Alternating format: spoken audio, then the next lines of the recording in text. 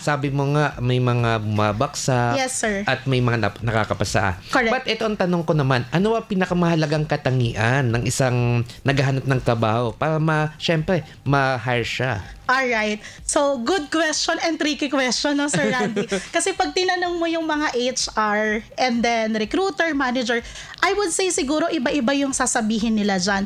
But one thing is for sure, kasi ito yung nakita kong gap, the mindset of a candidate.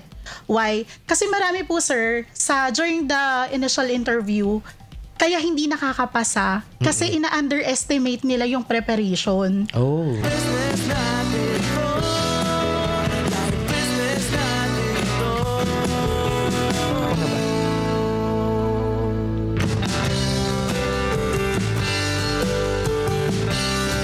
Ayun. Magandang gabi mga partners. Ayun, welcome po kayo dito sa business natin to. Ayun. Alright! At ngayon po ay disperse ng mga sisweldo bukas. Yan ang gusto ng mga empleyado, no? Ngayon po ay August 14, 2025. Ayun, at syempre live na live po tayo sa UNTV Radio La Verdad. At syempre ang kasama ko ngayong gabi at walang iba si partner Chris. Partner, magandang gabi. Yes, magandang gabi ka partner Randy. Ayan, Petsa de Peligro. Ayun na nga. Ayan, Petsa de Peligro po ngayon. So anyway, magandang gabi sa mga regular viewers natin, yung mga ma-OT group na madalas natin binabati dito kada Tuesday and Thursday. Deadline din tomorrow may mga hinahabol din tayo. Naku, kasama din ako dyan. Oo. Yung sa akin, di ko pa nagagawa. Ako medyo naka one step ahead na ako. Yan ang problema ko mamaya. Gagawin ko mamaya yan. And kapartner Randy, gusto din natin batiin, although hindi natin kasama si Brother Bear, nagta-travel ho siya ngayon out of town. Brother, medyo ingat lang. Medyo madulas ang kalsada, maulan. At medyo malakas ang ulan, no? Malakas ang ulan. Hopefully, yung bagyo hindi na masyadong manalasa sa ating kalupaan, sabi nga. Iyon. At sa mga partner, sa mga nakikinig po ngayon, pwede kayo mag-text or tumawag po sa amin. Kung may suggestion kayo or may topic kayong gusto nyo itapik dito sa aming show, no? Ito yung aming mobile number, 0997-824-9408. At sasagot po dyan si partner Chris. Joke lang. Yung mga partners, no? At syempre, live na live po tayo sa business natin to on air sa Facebook at sa YouTube at sa TikTok at ano pa bang na X, makikita nyo din kami. Oo. At syempre, may mga paalala tayo ngayong gabi. Partner, ano ba yung ipapaalala natin sa mga taxpayer natin ngayong araw na to? Ayun, paalaala po natin for tonight, August 15, tomorrow, Friday, registration of manual or online through ORUS. Ewan ko kung medyo gumagana na. Pero may ibang technique about ORUS. Gusto ko malaman yan. Gusto ko malaman yan. Utang ko muna, i-discuss ko ito next Tuesday. So, yung August 15 Friday, registration ng manual books of account, permanently bound loose books of account, lip books of accounts, invoices and other accounting records, fiscal year ending July 31, 2025. Next, deadline ho natin, next na paalaala. Sabi ko nga, ito yung submission ng ating monthly summary report, schedule of transferred, titled or untitled real properties by city or municipal assessors, RDs and LRAs for the month of July 2025. Ito rin po, deadline din po ng summary list of blank OCT, TCT and CCT issued by all RDs for the month also of July. Next filing, 1701Q para po sa mga kasama na ako dyan. Sa mga individual taxpayers natin, deadline ng ating quarter 2 quarterly income tax. Ayun. So, ano pa ba? Madami pa yan. E-filing. Oo. E-filing and e-payment din nung 1601C. Ito naman ay monthly remittance return of income tax withheld on compensation of or kasama din dito yung 0619E monthly remittance form of creditable income tax withheld on expanded. For the month of July, ito ay Group A. Ayan. 1702 naman, kasama din, deadline ng regular income tax fiscal year ending April 30, 2025. Ayun. Partner. Ayan, para makarami tayo, partner, no? Umpisa na natin yung second segment natin ngayong gabi. Yun ang Biz News. Biz News.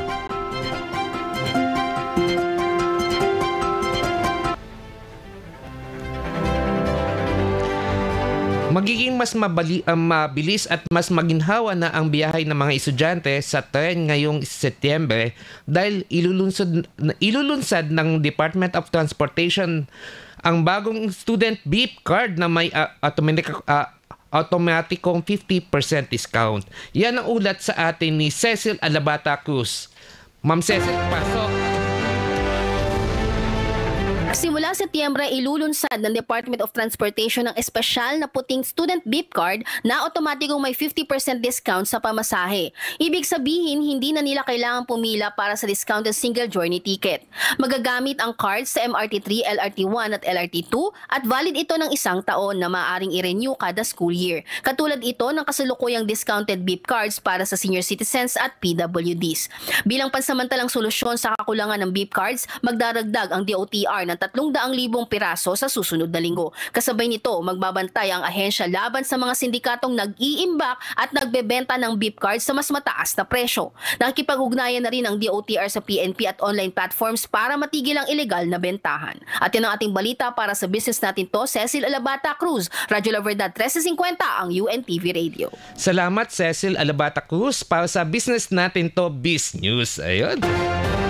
Partner, naka-anas ka na ba sa mga beep card ngayon? Ayun, may bago na kasi. Sumasakay ka pa ba? Oo naman. Public pa rin tayo naman eh. Oo. So, mas mabilis yon yung pag sumakay tayo ng LRT or MRT using beep card, hindi na tayo pipila sa cash. And less yung traffic, syempre. Ayun. Maganda yan, partner, no? So, sa mga estudyante dyan, ayan, 50% discount. Yan na. Ganda sana yan. Estudyante pa tayo, no? Ay, para entitled tayo sa 50%. Magmaster tayo. Para, pwede ba yun? Pero may expiration siya. Oo. Hindi siya parang after ng SEMBA or mag-expire yung iyong card. So, kinakailangan mo uling bumili siguro ng card. Ayun. Anyway, mga partners, huwag kayong aalis, mga partner. At pag-uusapan naman tungkol natin sa hiring process sa pagbabalik ng inyong kasangga sa negosyo, ang Business Natin To. Business natin to. Business natin to.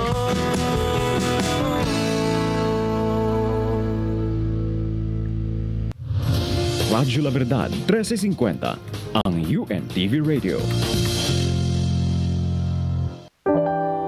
Feeling overwhelmed?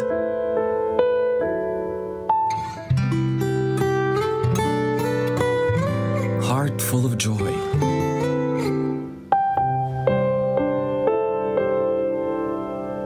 Or just need a moment to breathe.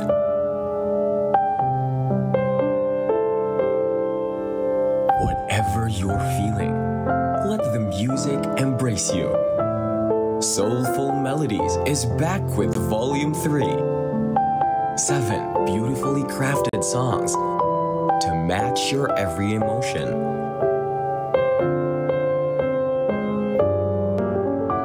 Soulful Melodies Volume 3 is now available in all your favorite digital streaming platforms.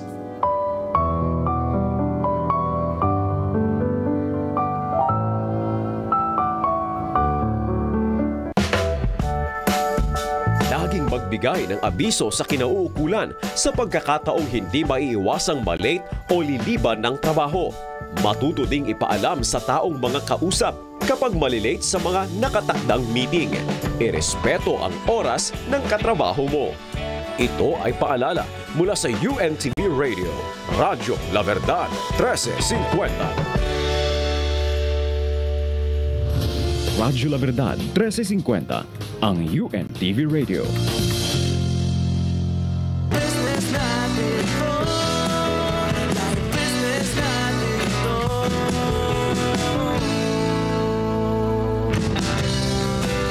Ayun, at nagbabalik po ang programang Business Natin To. Ayun. Alright.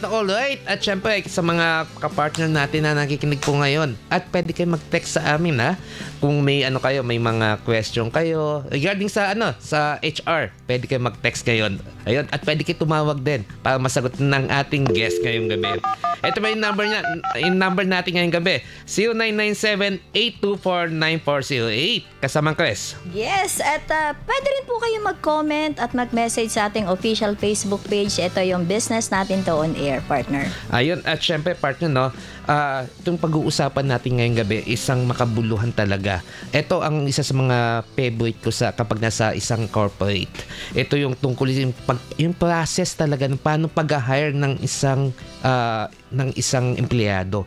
Ito yung pinaka-crucial kasi paano mo makakakuha ng karapat-dapat na empleyado sa isang negosyo. Yan ang kailangan ko sa aking negosyo din. Kaya kailangan ko to.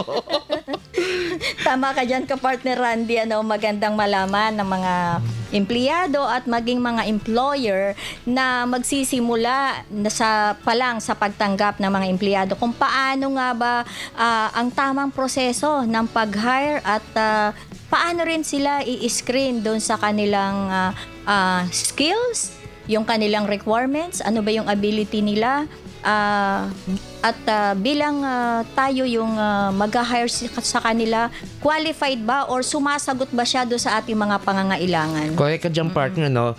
So, wag na natin patagalin, partner. So, simulan na natin second segment natin ngayong gabi, no? Ang Business on Demand.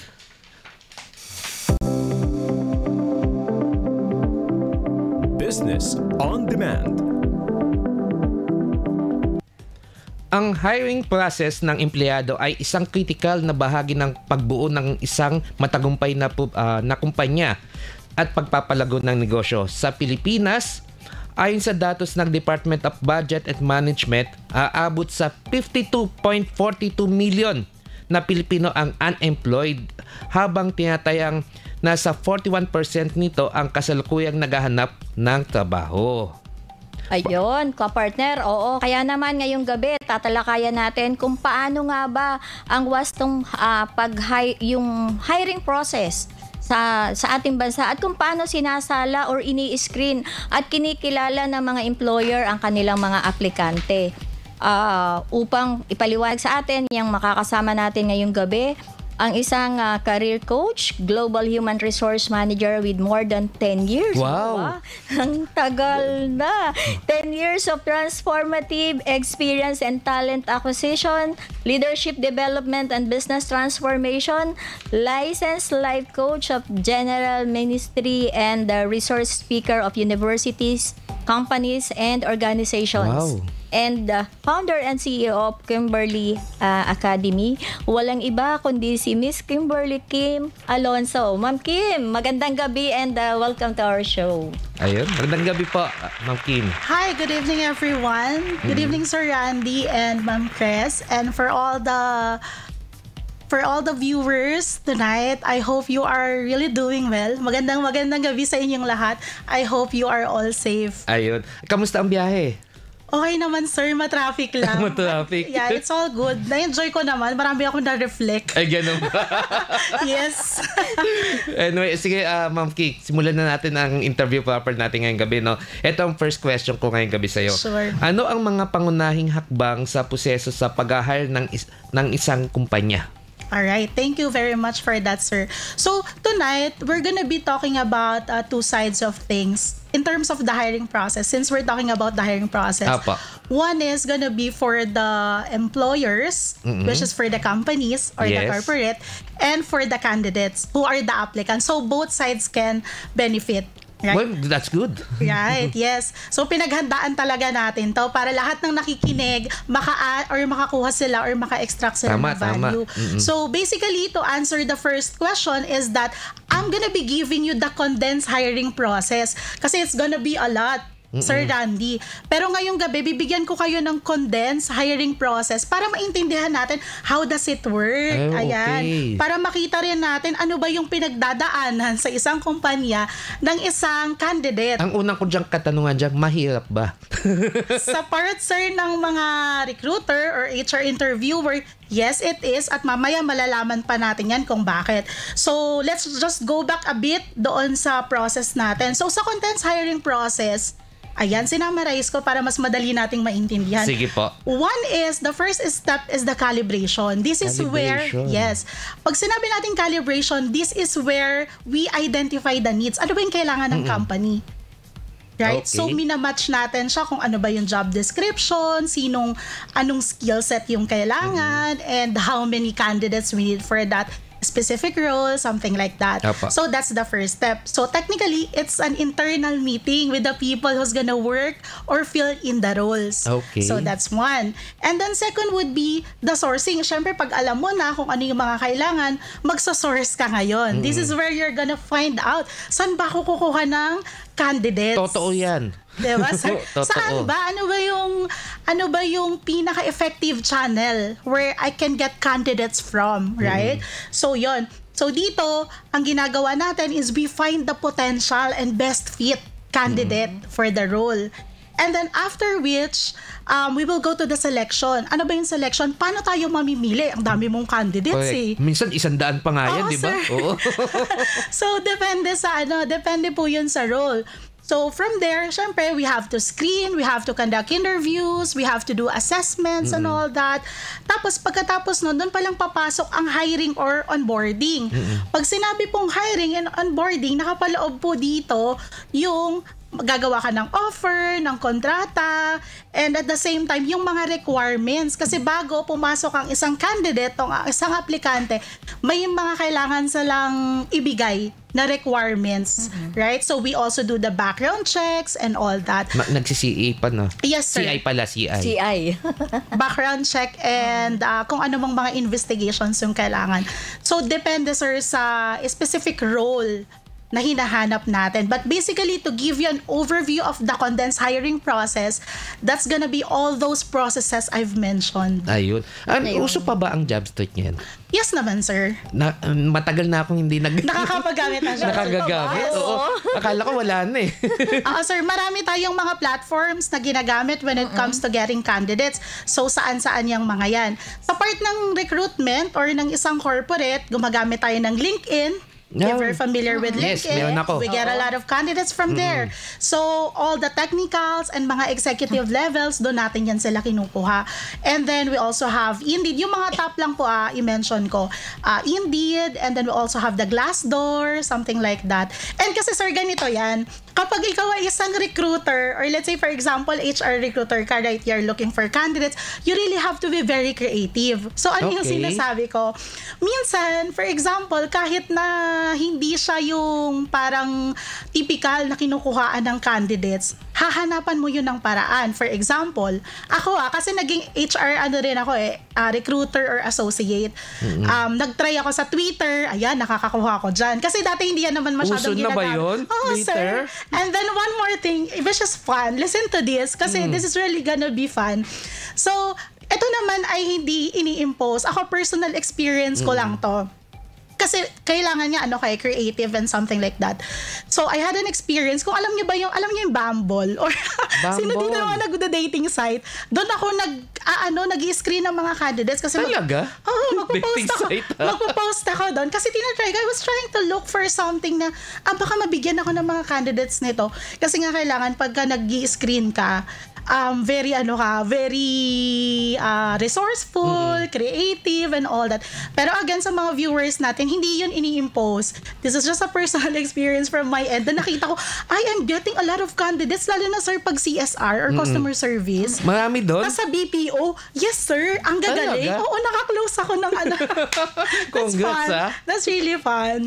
Ayun. And then, By the way, yeah. Miss Kim, paano yung karaniwang hinahanap at paano natin ini-screen yung mga aplikante para sa mga open na position? Alright, sure. That's a very good question. So how do we screen the candidates? So we have technical skills, soft skills, And then we also have like yung tinatawag nating aptitude and then cultural fit. Aba, ang dami pala, no? Sir, kasi sir, just to give you an overview about it, wala kasi yung kumbaga wala siyang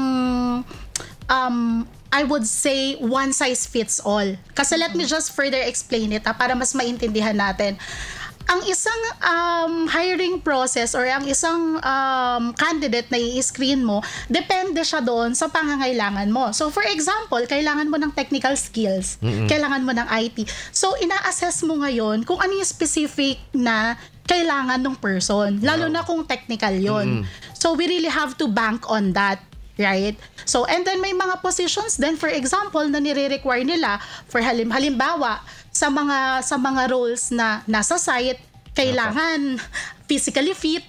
Tapos may mga roles na ang requirement nila is guy, ganon. Hindi dahil nagdi-discriminate tayo or whatnot, but yung work kasi na gagawin, nagre-require ng mabigat na work na nag-i-inquire din na kailangan physically fit ka, something like that.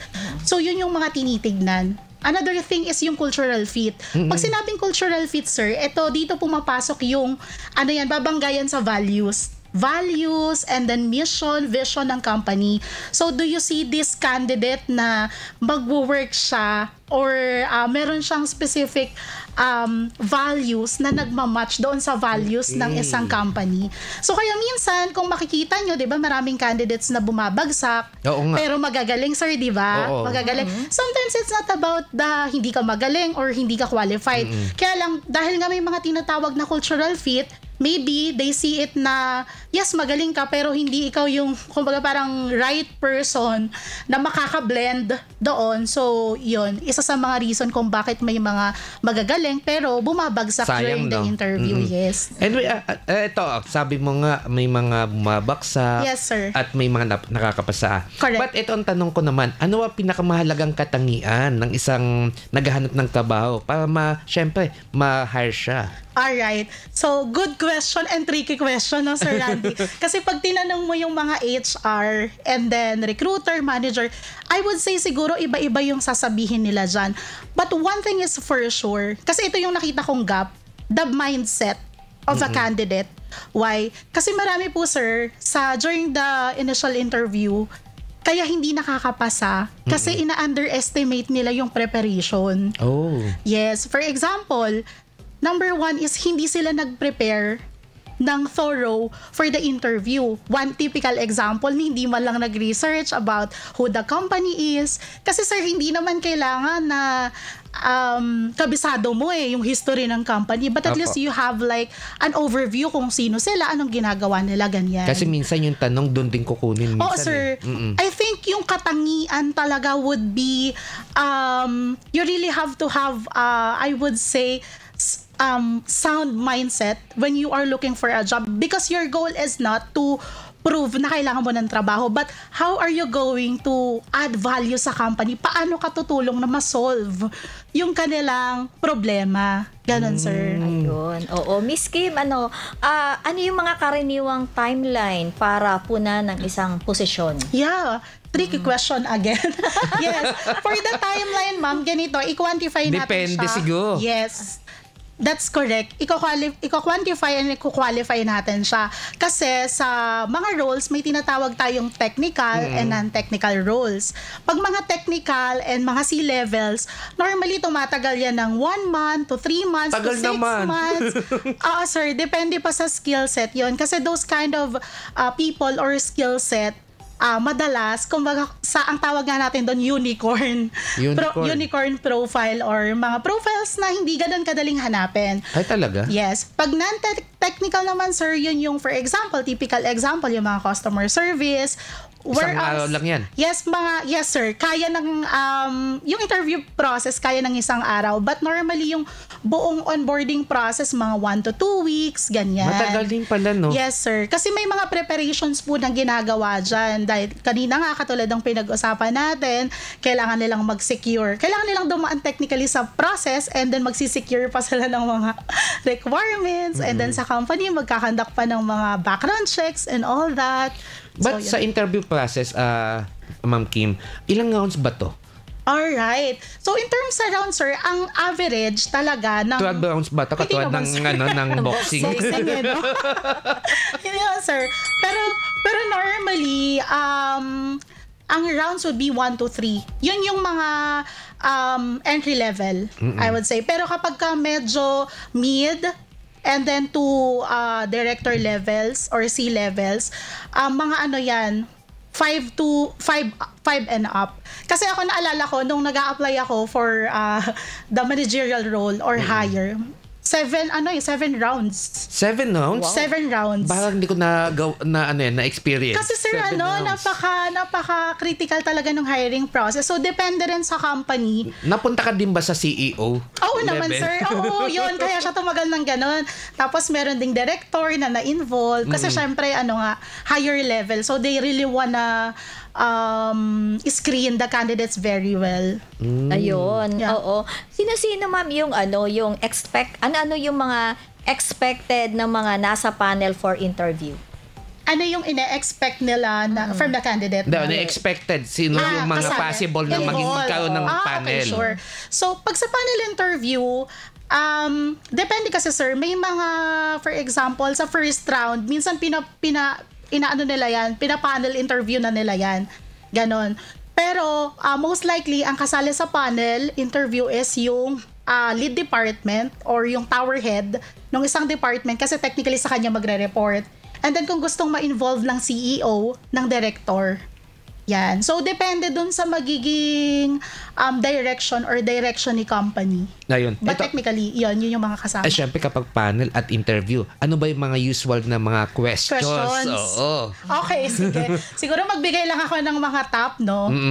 Para hindi nawawala yung tell me something about yourself eh. Pero yung other question doon, minsan baka ma-caught off guard ka. Ang sinasabi nila is, tell me about your story. Aba, ibang usapan yan. Story na. Yes. Hindi history. Tell me about your story. So, dapat medyo... Magkikwento ka na nun eh. You have to give them a glimpse of what you do, your experience, or a little bit of personal background, something like that.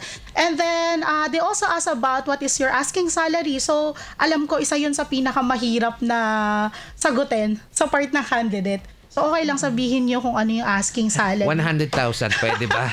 6 digits. Pero syempre, sir, on that part, pag tinanong ka on the asking salary, siguro add ko lang ng very quick, no?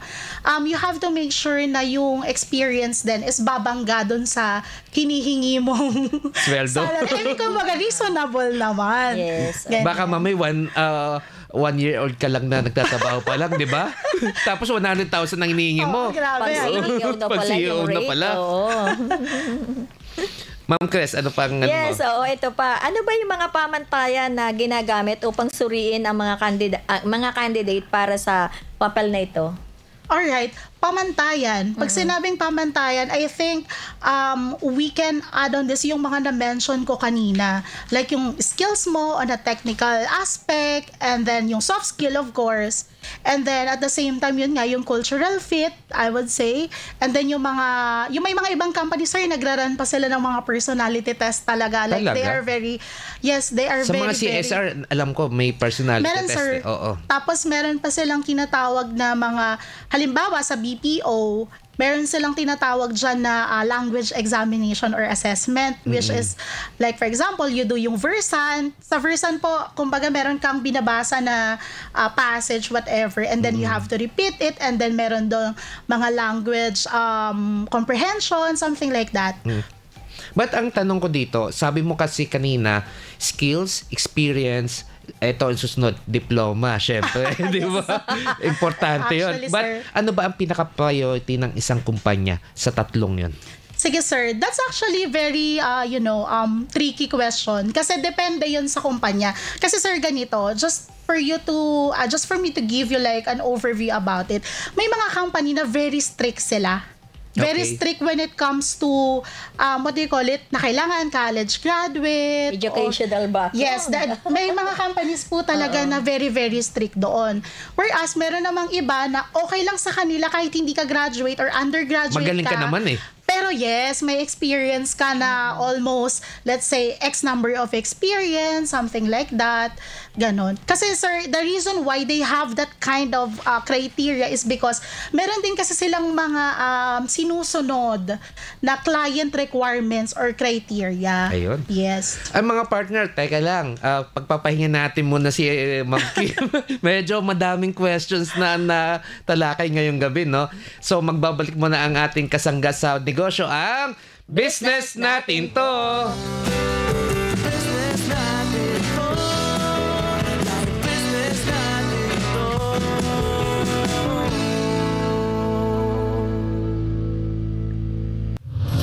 Radyo La Verdad 1350, ang UNTV Radio. Mama, pailan po ng computer. May isi-search lang po ako. Sige na nga, halika dito. Ano to? Hala, sandali anak. Huwag ka munang tumingin. Naku, mali spelling mo eh. Ako na nga magta-type. Sa dami ng pornographic materials sa internet, hindi malabong aksidenteng ma-access ito ng ating mga anak. Upang maiwasan, lagyan ang computer o anumang gadget ng software na magbablock sa mga malalaswang website. Magpatupad ng oras kung kailan lamang maaaring mag-online ang mga anak. At hanggang maaari ay huwag silang hayaang mag-isa. Higit sa lahat, bigyan ng oras ang mga anak upang sila'y mapaalalahanan. Isang paalala mula sa Radyo La Verdad 1350.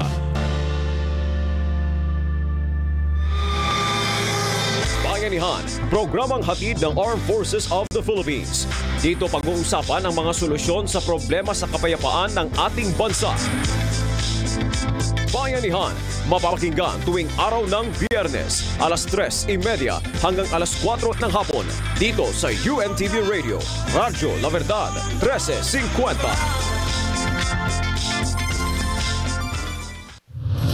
Radyo La Verdad 1350, ang UNTV Radio. Business natin to.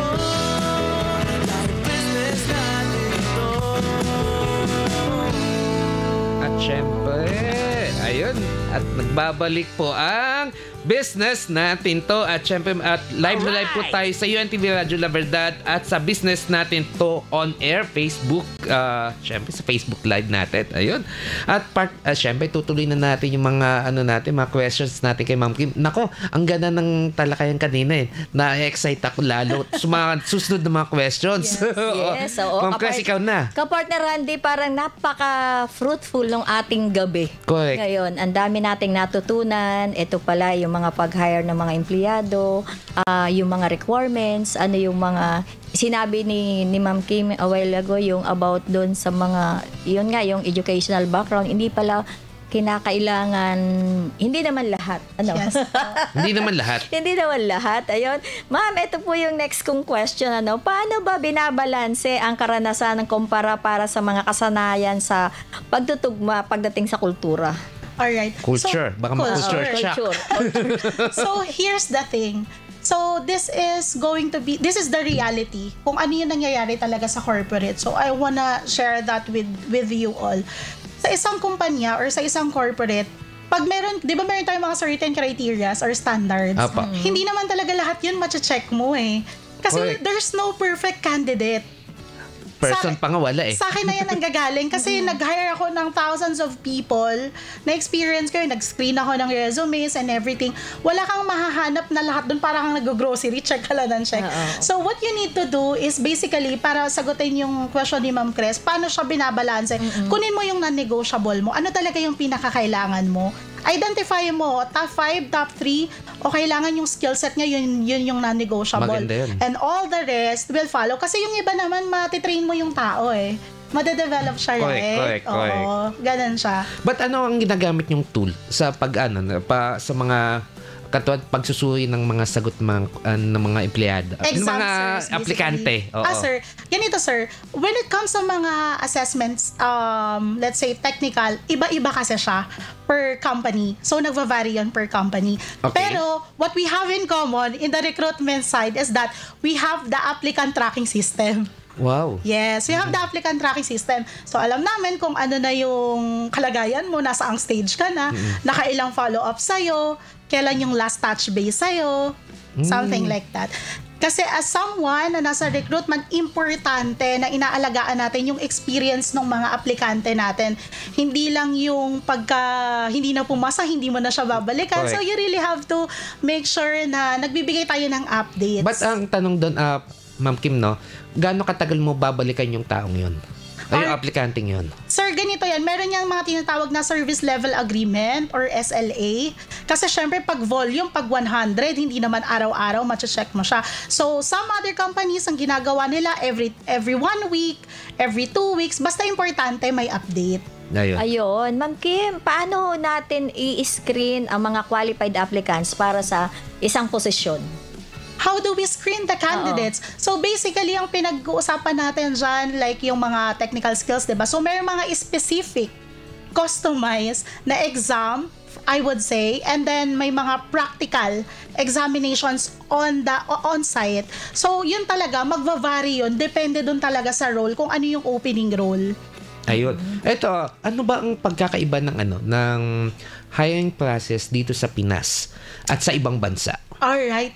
Wow. I like your question, Sir Randy. So, yes, that's good na nabanggit mo yan kasi very different. May mga nuances kasi per country eh. Okay. I'll be talking about my experience hiring, let's say, sa United Kingdom and United States versus dito sa Philippines. Sa Philippines, di ba pagka nagbibuild ka ng rapport, okay lang magtanong ka, for example, ng mga medyo personal questions. But when I was doing hiring for United States, hindi pwede. For example, saan ka nakatira? Sino yung mga kasama mo sa bahay? Something like that. So very very sensitive when it comes to data privacy. Which I think dito rin naman sa Philippines, sensitive tayo. Kaya lang may mga, dahil nga, kumbaga parang kapwa mo Pilipino, meron tayong talagang, diba, na-establish agad na relationship, kaya natatanong mo siya. Pero you cannot do that kapag ka nasa hiring ka ng US. Talaga? At saka ng UK. Kasi mapaflag ka. Mare-report ka talaga. Red flag ka agad, no? Yes. Anyway, Ma'am Kim, no, punta naman tayo doon sa mga questions natin sa sa Facebook. Sure. Oo. Itong first question natin galing kay Rene. Ayun. Magandang gabi po, Ma'am Kim. Sana masagot niyo itong tanong niya. Ayun, 6 months pa lang po ako sa trabaho ngayon.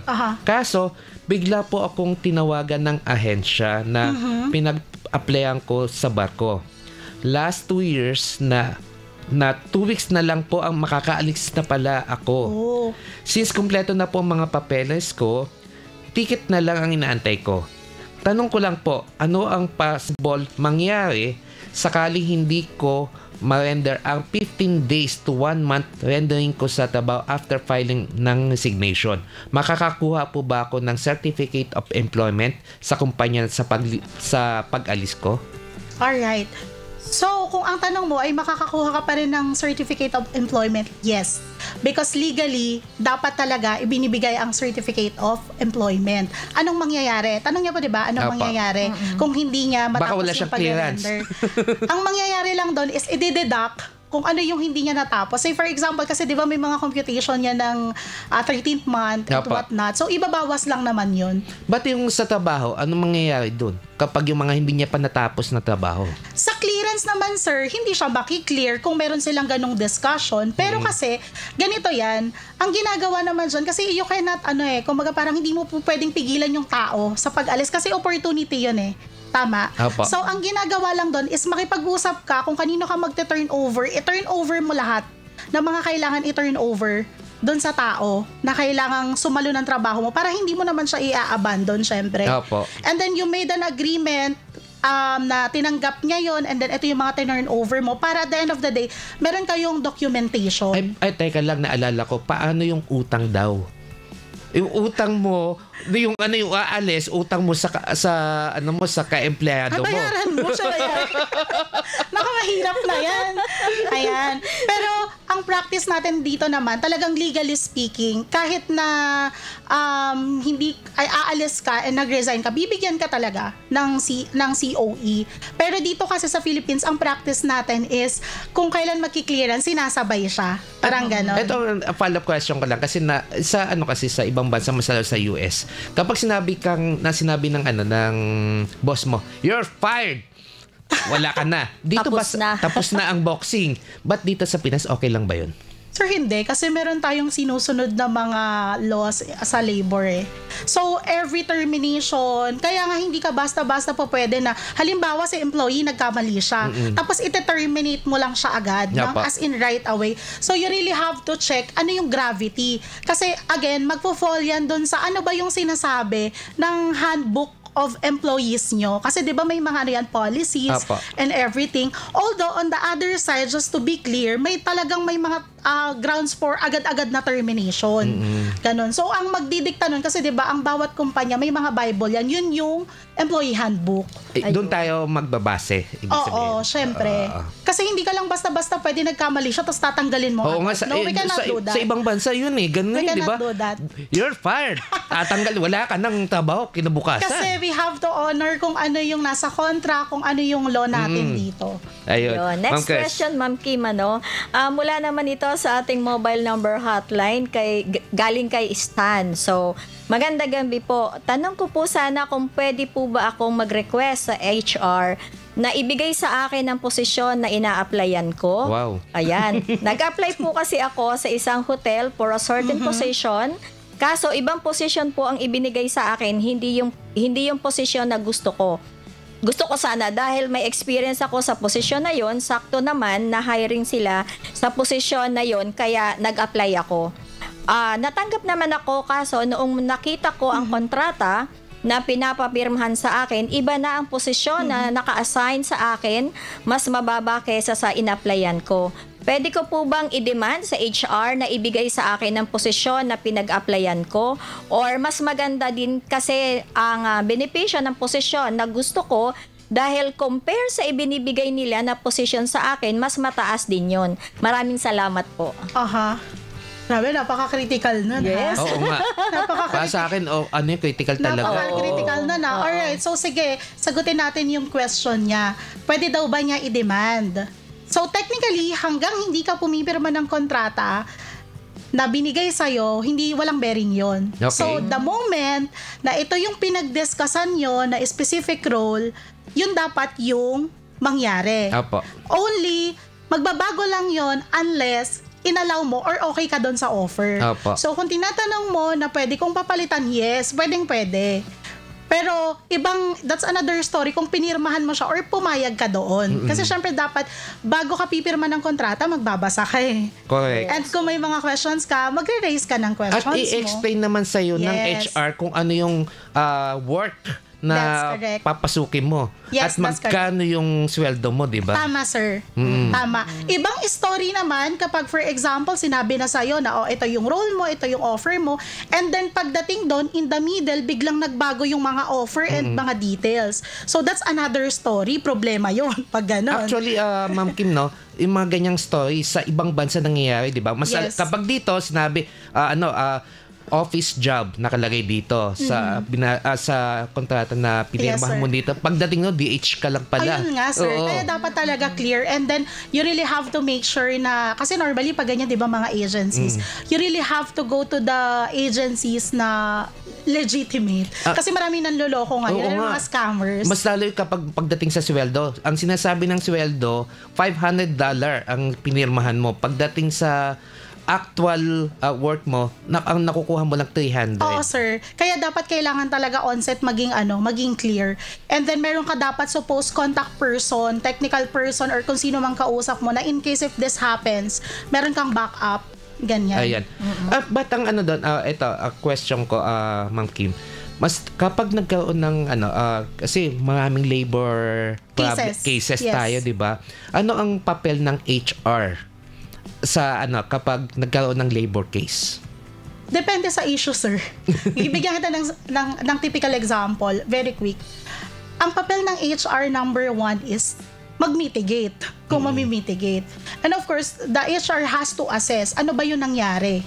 'Di ba? Kasi ako, for me, personally, as HR, yes, you are part of the company, pero tungkulin mo pa rin and responsibility mo na pangalagaan din yung mga empleyado. Ano yung rights nila, i-explain mo din, ganun. But ikaw yung pinaka-frontliner dun sa kapag Yes. nagkaroon ng problem, di ba? Yes, sir. At saka pag may mga NLRC cases or mga labor cases, meron talaga someone from HR na uma-attend doon. Baka hindi pa nga lawyer, baka HR Yes. pa nga eh. Correct. Muna. Correct. Oo.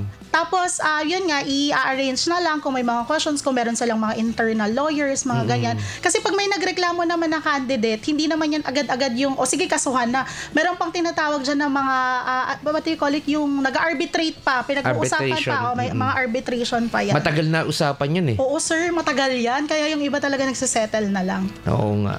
Anyway, Ma'am Kim, saan ka ba namin pwedeng kontakin? May page ka ba? Or Alright. may cellphone number ka ba? Sa mga gustong i-hire ka as manager, Or consultant, no? Oo. Yeah, you can always contact me at 0916-523-4535. And you can contact me via Facebook, Kim Alonzo. So, dyan din naman ako kinokontak ng mga clients who want to work with me. Kasi technically, di ba, kapag sa mga pagde-design, pag-i-streamline ng process, very tedious and mukha lang madali ang recruitment. Pero napaka maraming nitty-gritty. Correct. Yes. And kapag hindi mo kasi naayos yung hiring process mo, gagastos ka ng mas malaki. Bakit? Hindi lang sa salary, yung effort mo, syempre yung mga trainings, yung mga advertisement na ginamit para lang makahanap ka ulit.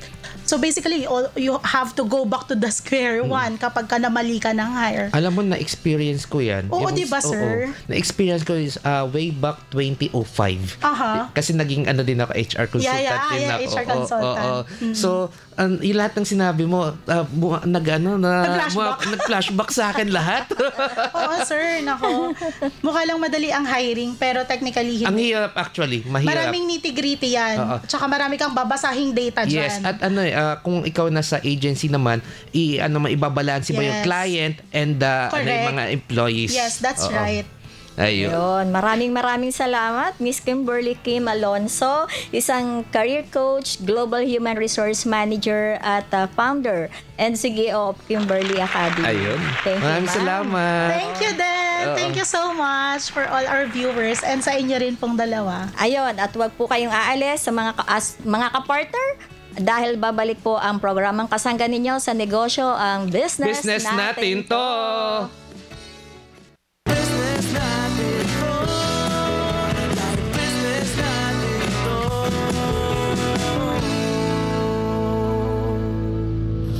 Radyo La Verdad 1350, ang UNTV Radio.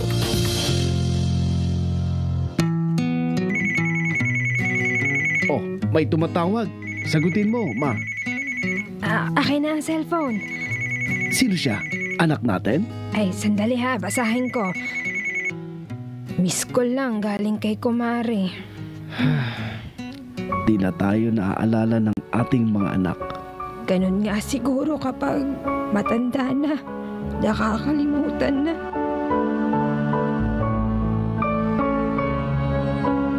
Alalahanin natin ang ating mga magulang sa panahon ng kanilang katandaan. Sa kanilang nalalabing buhay, atin silang paligayahin, arugain, mahalin. Isang paalala mula sa Radyo La Verdad 1350.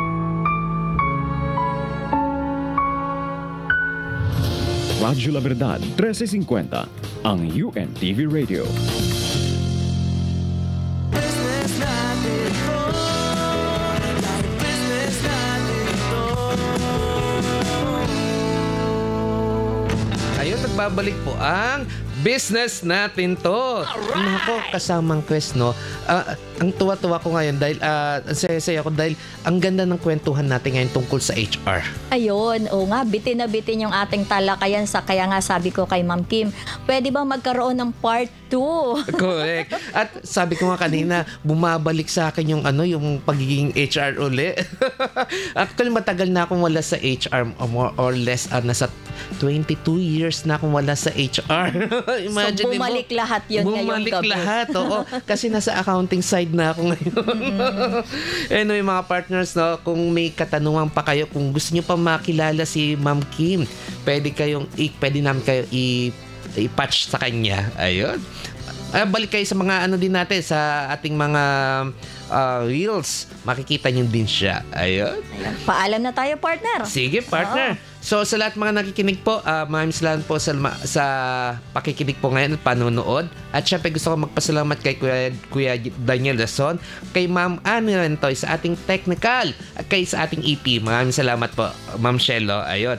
Partner Chris. Yes, maraming salamat po sa mga walang sawang sumusubaybay sa amin every Tuesday and Thursday, 7 o'clock to 8 p.m. ng gabi. Ayun, paalam na tayo, partner. Yes. And see you next week. Ayun.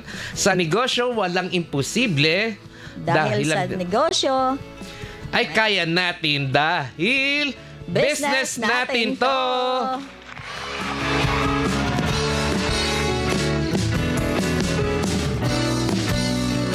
Chris and Brandy, lumapit lang kung may tanong. Chris and Brandy, lahat masasagot. Basta kay Chris and Brandy, lahat masasagot. Dahil business natin to. Dahil business natin to. Dahil business natin to.